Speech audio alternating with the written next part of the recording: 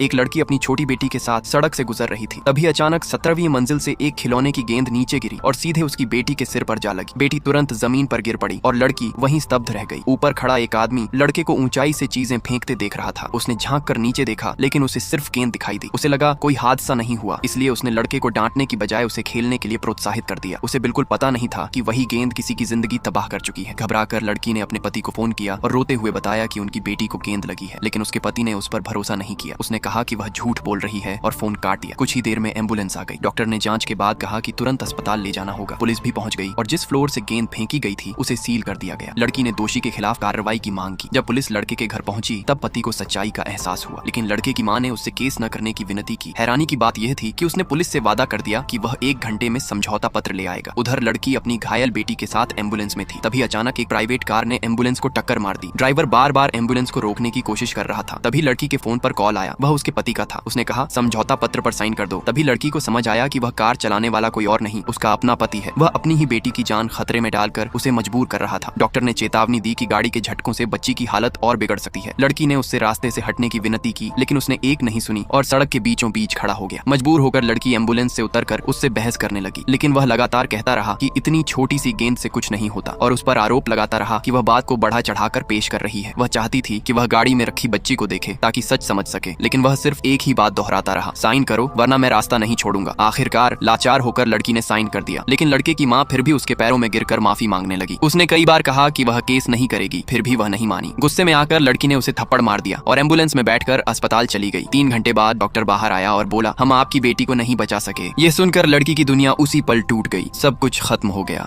Part 2 के लिए channel को सब्सक्राइब करके कमेंट में पार्ट 2 लिख दो।